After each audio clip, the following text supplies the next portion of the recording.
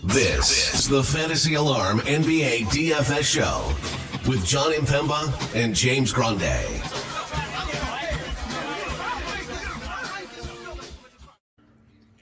What is going on, everybody? Jon Impemba here with James Grande. Welcome into the Fantasy Alarm NBA DFS Playbook Preview Show. We kick off the week here with a small four-game main slate. James, my friend, buddy, how are we doing? What is going on? Happy Monday. Smaller smaller slate than normal, just 4 games on a Monday, but a solid slate nonetheless. We have some opposite ends of the spectrum in terms of teams playing at fast or slow paces in Washington, Toronto. We have some pretty elite teams in Boston, Milwaukee, possibly Cleveland. A couple of teams that probably might sell some pieces off in Toronto and in Chicago by year's end, and so it's an interesting slate. Of course, four game slate. We have 3 of the games with 8+ point spreads. Boston 8.5 point favorites at home. Toronto 9.5 point favorites at home. Milwaukee 8.5 point favorites at home. So 3 of these games could look pretty ugly. A couple of teams on back-to-back. So we got a lot to dissect for just it being a 4-game slate here. Agreed. And when we talk smaller slates, we talk more condensed ownerships there as well. So that is something to sort of take note of as we kind of work our way through here on today's slate. You mentioned, you say we have a couple teams on back-to-backs here today? Yes. The Knicks are on a back-to-back. The Bulls are on a back-to-back. So we have a couple teams, and Washington. So we have 3 teams on a back-to-back. So 3 of 8, pretty solid amount of teams on back-to-backs. Right. We'll see how things. I broke it down on Saturday's playbook, so I'll do it again. But I will continue to add how teams are handling their back-to-backs, and we saw Boston just play their guys in back-to-backs. We've seen the Warriors, for example, Draymond Green played 18 minutes until the 5-minute mark in the fourth. There's just going to be teams handling back-to-backs differently. So we'll have that covered in the NBA DFS playbook on Fantasy Alarm on Monday. Yep, for sure. All right, let's jump into this one again. Just 4 games here today, so it'll be a little bit of a quicker show for everyone. But we got the point guard position. Donnie Mitch is your top priced point guard. No, we know he plays multi-positions here. Dame Lillard, 9,200, coming off of a couple of missed games. De'Aaron Fox, we have an official update on him. Doubtful for Monday's game. Jalen Brunson, Darius Garland, I guess your first true potential point guards, assuming Lillard doesn't come back, but no guys over 10K here at the point guard spot. Lillard's probable. Probable. Okay, there you go. Lillard likely to play, definitely in play for tournaments. Good spot for him. We'll see if there's any type of limit. I doubt it. Just missed 2 games with the calf, so should be back. Obviously, you can get to Mitchell in any format you want. Even on a bad shooting night, the last 2 nights, 38, 43 fantasy points. He has a nice floor. Brunson's tough to get to, I think, at 82. He really needs to have a ceiling scoring. The peripheral stats are down for him this year. And when Darius Garland's $1,000 cheaper, there's no real point other than just being contrarian to get to Brunson. But the gloves are off for Garland too. 36 minutes back-to-back games for him. Yeah, and he didn't play the final couple minutes in that game. I know it ended at 8, but it was a blowout, and he didn't even finish. So we might have even seen 37, 38, 39 minutes out of Darius Garland in a more competitive game.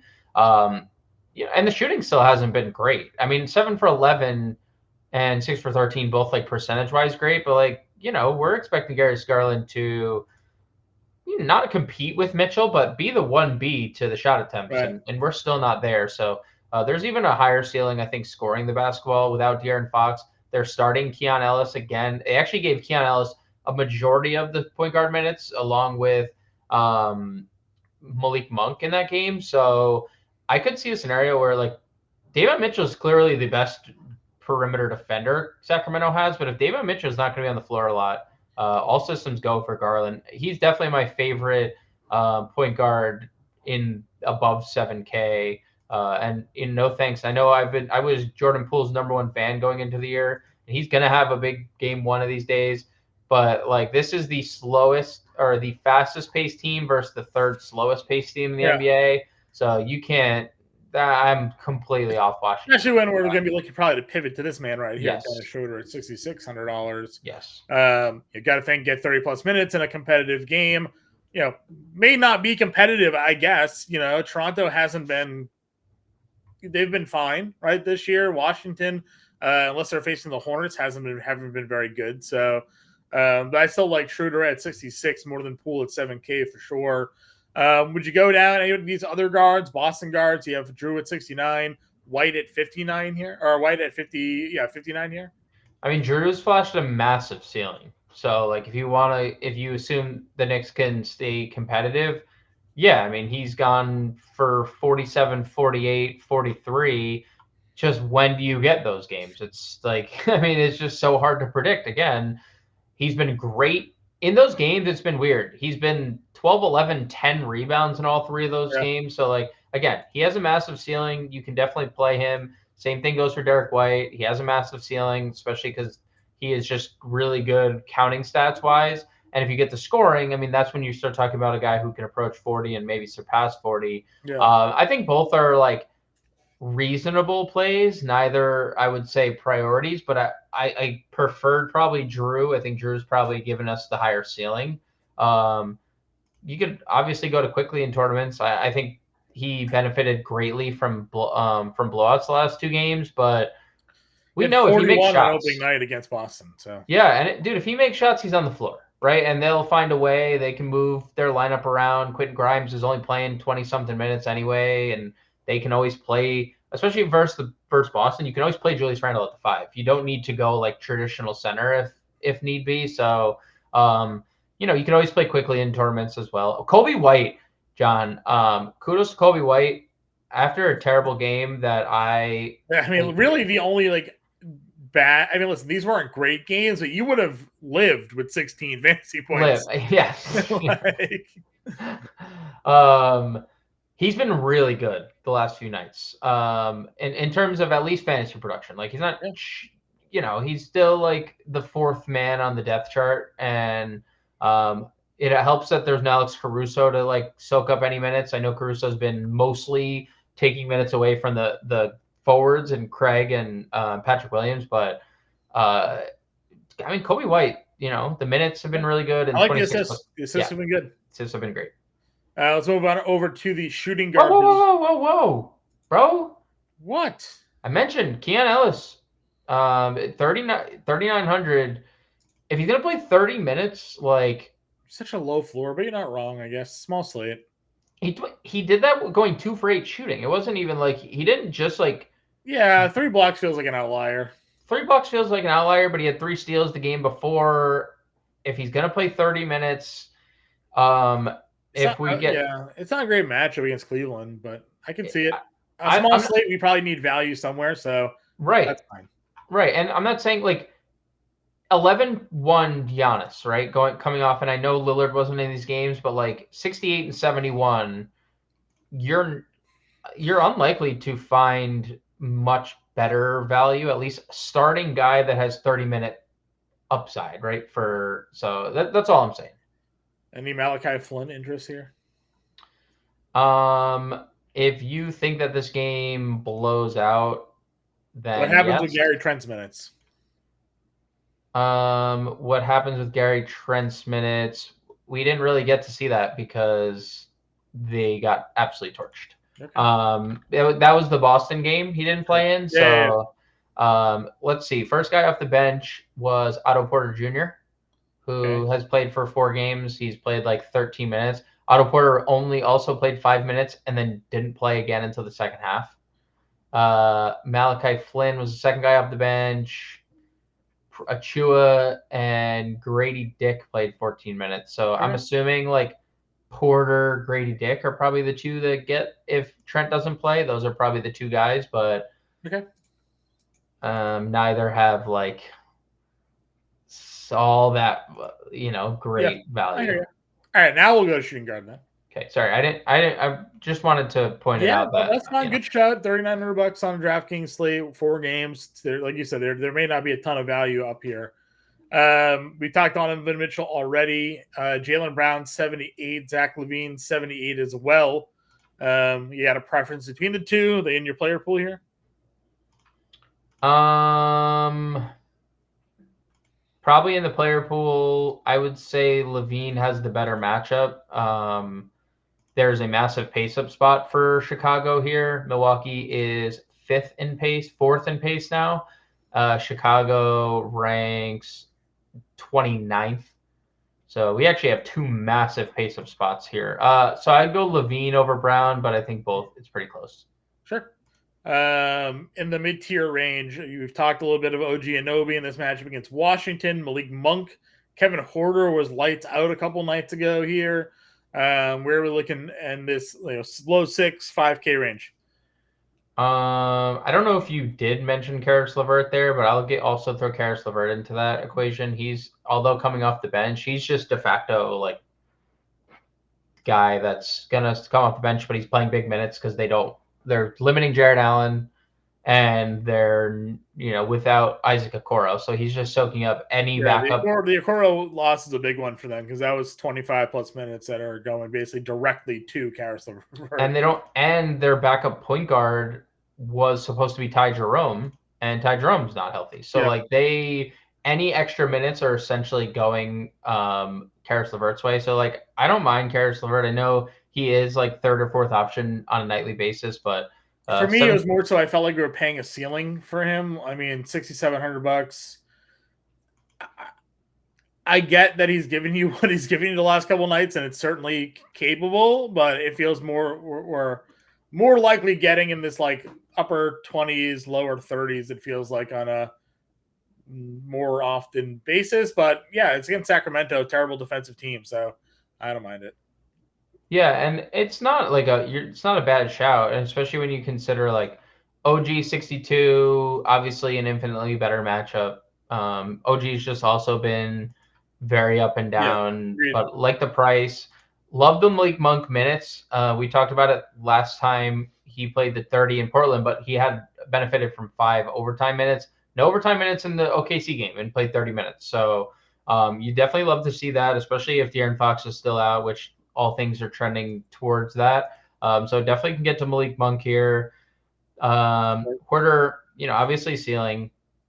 He might have even had he did higher not miss in that game. Did not miss. He also got in foul trouble early. Yeah. And he kind of probably lost a couple minutes from that. So you're like talking about what could have been maybe even like I don't want to say 60, but like you never know. It could have been like even better ceiling for Huerter. So yeah, I think all those guys are all firmly. If you're looking down in the value range, is there anybody that jumps out to you that we haven't discussed yet? I mean, we were considering Beasley there for a little bit when guys were out. Had a terrible game against Orlando, played much better against Indy, but now with Lillard back, he's not really in the equation. We've talked Grimes being limited. We've talked quickly already. Struss is 57.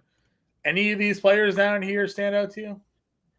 Yeah, I guess the only thing we need to monitor is Alex Caruso news.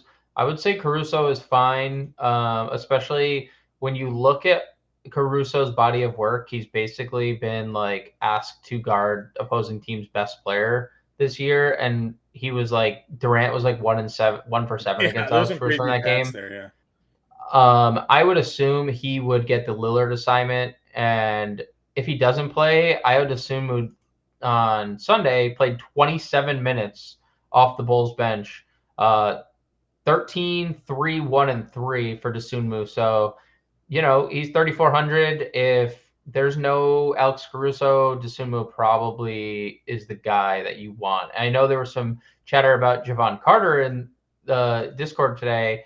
Javon Carter is just playing 12 to 18 minutes, and the Bulls are good with that. It's Dosunmu if no Caruso's in. At small forward, JT is down at 10K here, going up against the Knicks. Scotty Barnes up to 9K, though. Our boy quickly getting a price increase, deservingly so. Yep. Definitely deserves to be in a little bit more of this tier. Let us down against Boston, but we should have probably seen that one coming. Again, Celtics are just a different animal most nights than otherwise. Other than that, he's been giving you 50, 60 plus. So fine paying that against the Wizards, or do you worry about a blowout here? Yeah, I mean, if they're blowing the Wizards out, I'm assuming it's Scotty Barnes is at the forefront of everything. He shot the ball really poorly the last 2 games, 4 for 15 in each game.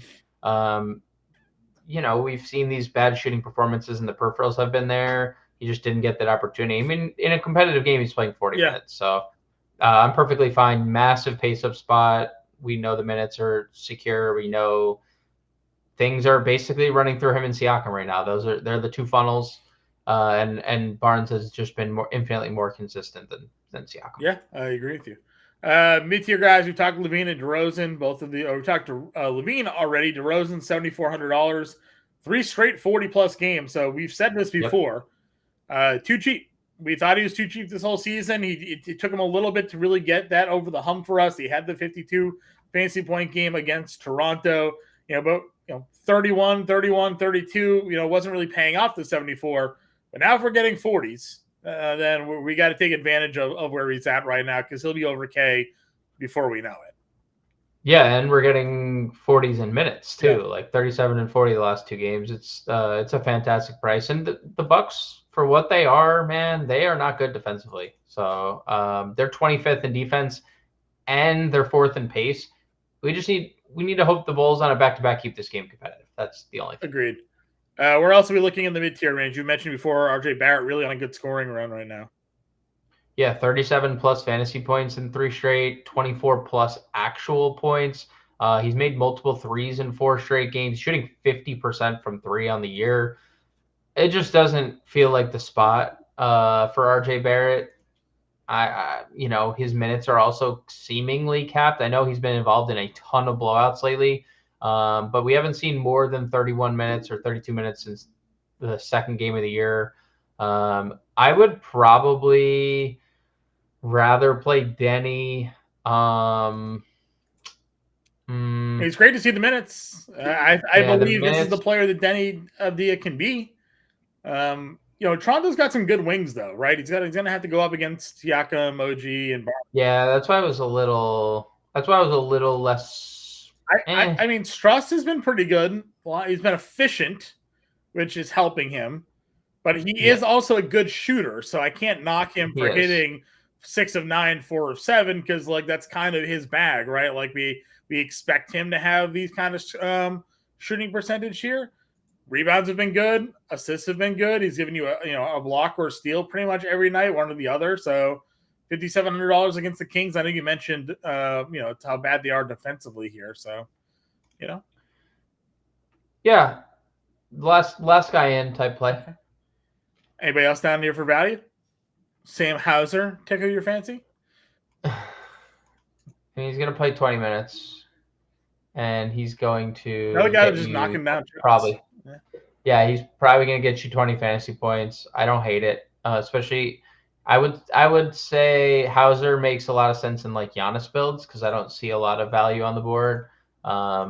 I don't think Koulibaly plays the type of minutes he played again, but like 34 minutes, he went nuclear. He hasn't been great, but again, I mean, 27, 3, and 4. What was the reason for the 34 minutes?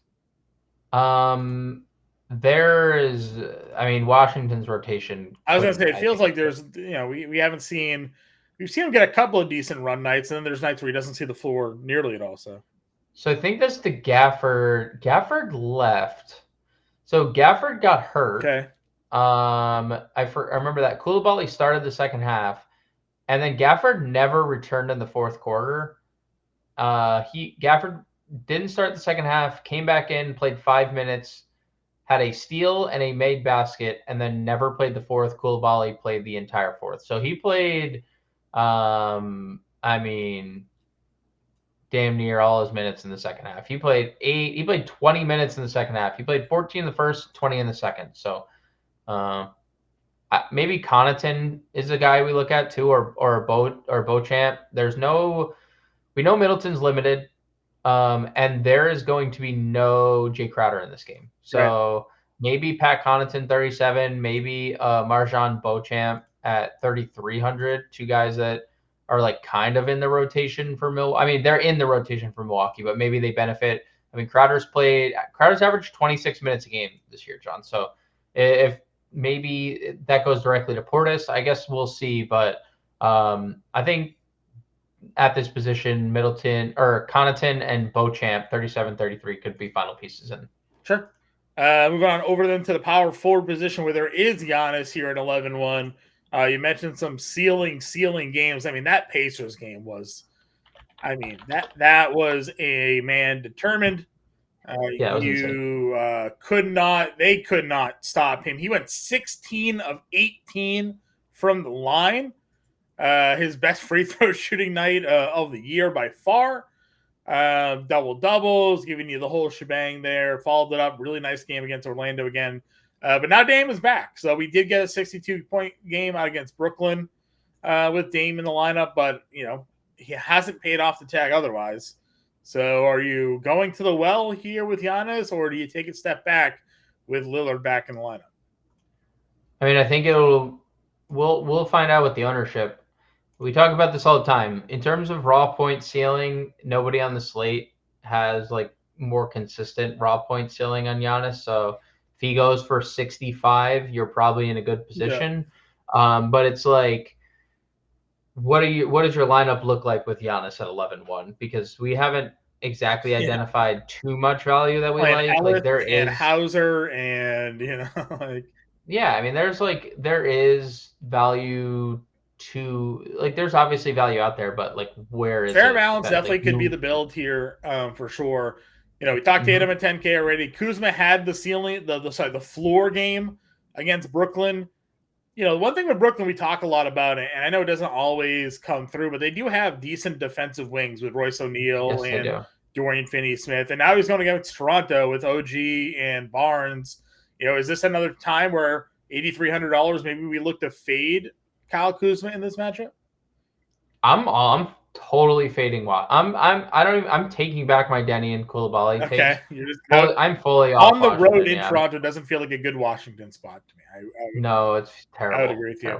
On opening night, Kristaps Porzingis went into Madison Square Garden and dropped the 50 burger. Now he's at home against the Knicks. Maybe some continued success finding his way. Has had some inconsistencies. Some of that's just due to blowouts.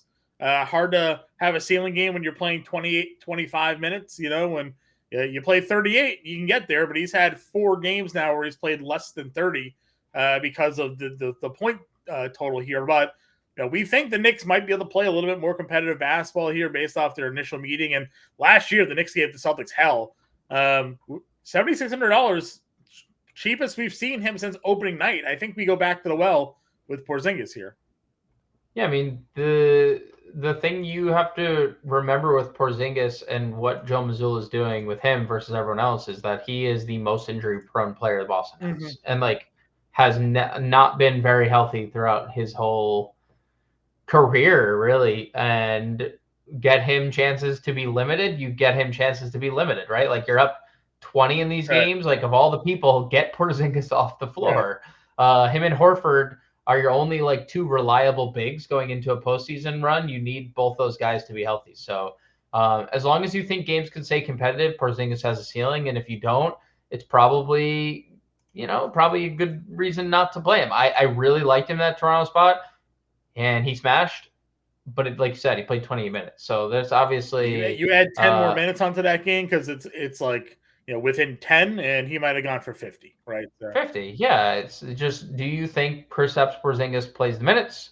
If you do, then then he has a ceiling. I agree. I do like that spot here. How are you attacking Evan Mobley? Any interest in Sacramento? Safe. He's got a nice floor. I haven't loved the minutes, John. 31 and 33 minutes. He lost the Vert minutes, right? They're going somewhere. Yeah, he obviously lost a couple minutes to Jared. I mean, Jared Allen's only going to play 28, 29. That was already made clear by Bickerstaff. But probably 33, 34 is a safe projection for Evan Mobley. But he's safe. I don't have DeRozan's the same price and a better matchup. Agreed. Moving our way down, kicking myself. Yep, Keegan Murray I game, play yeah. Keegan Murray all the time. You and I both like to talk up Keegan Murray, and we're like, you know what? Look what he's doing with the rebounds, and if the scoring ever just like connects with the rebounds, you're getting the 40-point games, and boom. Oh, He boy. gives you the Michael Porter Jr. game that we called him out in the stream, 2 nights ago or 2 streams ago? Yeah. 24-11, 1 block, 3 steals. Only 3 of 10 from 3, too, by the way, which is not a good number for Keegan Murray here. Played 40 minutes. As long as De'Aaron Fox is out of the lineup, Keegan Murray's going to have shots kind of find his way here. Think Michael Porter with Jamal Murray out of the lineup, right? Like he's having ceiling games here. So less consistent right now than MPJ, but I think Murray could be similar. Gets Cleveland here. So matchup for him is Struss or LeVert. Like what's their wing defense on Keegan Murray in this one? He starts at power forward, so he'll be chasing out to the it's him or Barnes. Like, it's positionless basketball, so it's hard to that's hard to project. I would say more than anything, the shot attempts are great, the minutes are great. I'm perfectly fine getting to Keegan Murray, just no matter who the real matchup is. I think he shot 40% from 3 last year. He's shooting 20. He's shooting 25%, and everything else has skyrocketed. Yeah. So with you mentioned, there's no De'Aaron Fox. I don't think the ownership's going to be shy. I think he's going to be pretty popular at 6,400. Just because minutes, volume, peripheral stats are all there, and if he even just shoots 5 for 10. We're talking about a guy who goes for 55 fantasy points, right? So playing with Sabonis, the game definitely comes easier. I think playing with Keon Ellis is a big bump to Keegan Murray because Keon Ellis is not the score first guy, as you mentioned earlier. So yeah, I love Keegan Murray 6,400. I think he's the only downside is one position eligibility, right? The power forward spot. And I don't know if he has a ceiling rebounding game against Cleveland here with Allen and Mobley there. Could probably settle it in the 5 rebounds than the 7+ that we've been getting, but that would probably be it. Bobby Poe against Chicago. We always like to just shout out his time there and how it ended with him knocking out a teammate. Sure did. But listen, one of my favorite plays to play in tournaments. He comes off the bench. He's a wild fantasy point per minute monster, and he has a ceiling. There are days where he just hits everything, is everywhere on all over the floor. So $5,400 against Chicago feels like a pretty good price tag for him. And he's one of those dudes, those rare guys that backs up the 4 and the 5. So he plays. He's not your just traditional backup center. Right. Or he plays with Giannis. He plays without Giannis. It doesn't problem. Yep. Yeah, and he's the primary offensive guy. Sometimes when Giannis is on the bench, not that will change with Lillard, but 25 plus fantasy points in 4 straight games.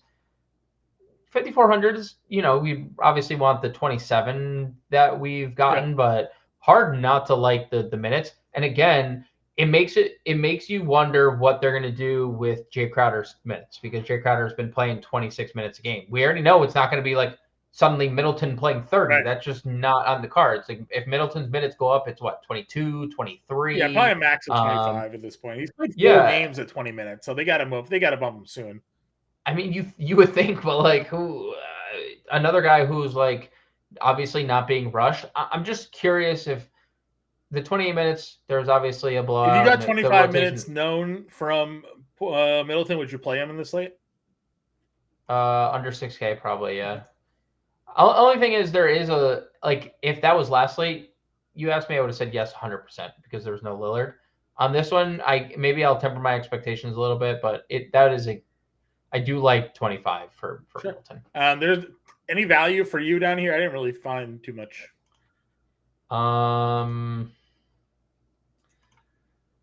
Looking at the minutes the Bulls played. I mean, they played Torrey Craig 30 without Alex Caruso. So maybe if there's no Alex Caruso, we get Torrey. Yeah, we'll get 30 minutes from Torrey Craig. That would be my assumption. Other than that, it's really hard to get to anything else. Center here, Sabonis is 10-1.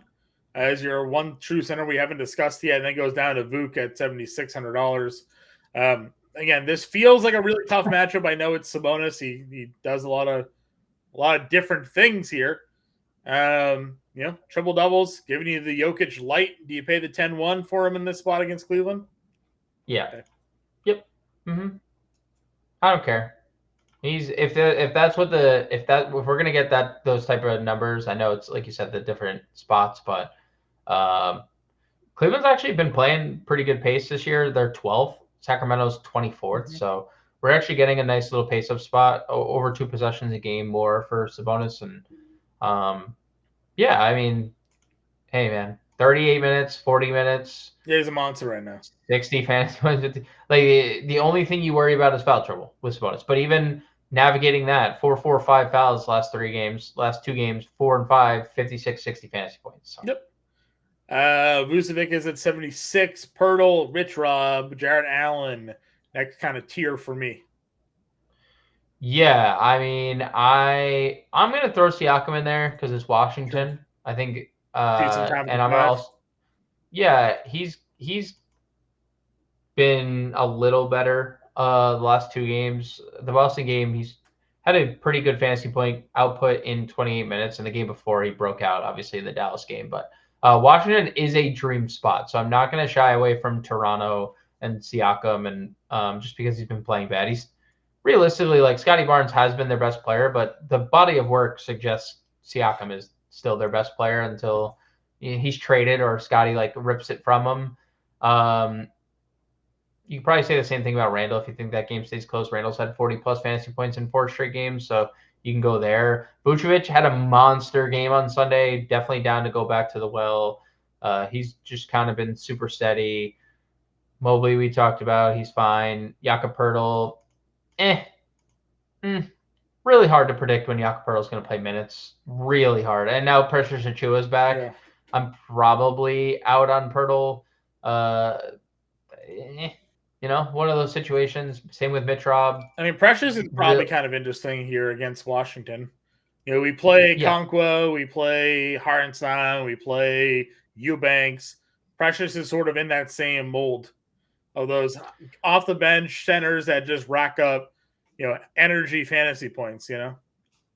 I just wish he wasn't 4,600. Agreed. And it was like agreed. We play those 38. Guys at 42 and 39 and stuff. Yeah. I wish it was like a little cheaper. Hartenstein is $4,500 though, so they're bumping this guy up here as well. So yeah, this feels like a game he could be on the floor for a good chunk of run. Do you give Drummond any looks?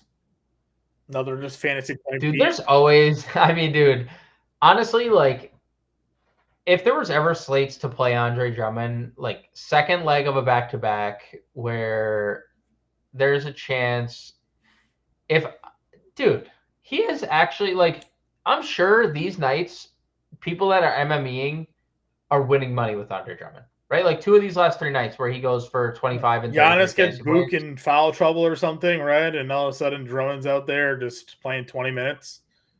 I mean, even if he doesn't, he's 11 and 13 and 15 minutes against his whole team there. That's crazy. Like, there's an obvious floor. We saw it here against Phoenix, but the 2 games prior, 20, 25, and then 33, paying off the price tag. Now he's $1,000 more expensive for whatever reason, but okay. Yeah, I would say, like, all of those, like, Achiuwa, Drummond, Hartenstein all fall into the more of the MME bucket than anything. Like, if you're playing one entry, you're not getting to any of those guys. But if you're playing 20 lines or if you're playing 150 lines, like, you're definitely getting a couple shares of those guys. I agree. All right, that's the end of our positional breakdown here. Let's get a lineup built. How do you want to kick things off here? Building fair and balanced. Going to try to fit in and jam a top price play. What are we thinking here? Going through this slate, did you have a number 1 with the bullet? Was it Garland for 72? Yeah, let's play Garland. Garland is a great price tag. Keegan Murray at 64 felt really good. I really like that. Let's Schroeder? see. Probably Schroeder. don't love the position eligibility there, but that's fine. Quarter 59, maybe. Obviously, the Caruso news can open something up with like Craig and Dosunmu. Those two are clear cut. They both basically played like a 6-man rotation on. I would rather play over Schroeder. Is Colby White's only point guard? I'd rather play Colby White than Schroeder probably, just because you save there's a lot of savings going from there, and it probably gets you closer to Scotty Barnes too. If we wanted to play Scotty Barnes in a dream matchup. Barnes. Let's see. Who's our 52 for center? Our value? Just jam Hauser in there. Keon Ellis or Hauser. What was Ellis? 39 or 4? 39. Yeah. Doesn't really get us nothing. It's just nothing. I don't want to play Pirtle either. Jared Allen's gonna play like 28 minutes if we wanted to play Jared Allen. How do we get? How do we get to any of that next tier? Probably have to come off Barnes in that case. Yeah. Right. If we put DeRozan in for Struss there, small forward, or is he power forward? All right, so that gives us, if we do Hauser as a forward. We have 61? 61 for util. Blake Monk. Derek White. Derek White. You just have to switch some Cleveland and Sacramento around. Off the bench. Gives us someone to come back with Milwaukee. I don't mind Derek White. We'd have 2 Celtics not named Jason Tatum. Yeah, we have 3. We'd have Hauser. Yeah. I mean, we could go off Zinger if you're worried about that. Go Vucevic. Yeah, play Vucevic. Gives us 3 Chicago, but I mean they're much better pace. Better threes. So, yeah. All right, so it's an example lineup for everybody: Garland, Porter, DeRozan, Keegan Murray, Vucevic, Kobe White, Sam Hauser, Derek White. Again, we'll have a playbook out for everybody. You can find us in the Discord and find us on Twitter there as well. James, any final thoughts here before we sign off for the day? No, we'll be in the Discord. We'll be back at 5. Back live, 5 o'clock Eastern time. Yep. Yeah, we'll be doing a lot. And wait, actually, you know what, John? See that little scroll at the bottom? Yeah. Do you see it? Subscribe, hit the notification bell. We just went over 5,000 subs. So thank you to all of you guys for tuning in every day to all of the stuff, including all the fantasy football content, basketball content, when baseball comes back around. I mean, everything you guys rock. So we appreciate we do this for you guys. Yeah, and become a member of the family. Like I said, don't scroll down there. Get access to all of our premium content there. Go to fantasy.com/win. James and I will be back later on today, 5 o'clock Eastern. We'll see you then.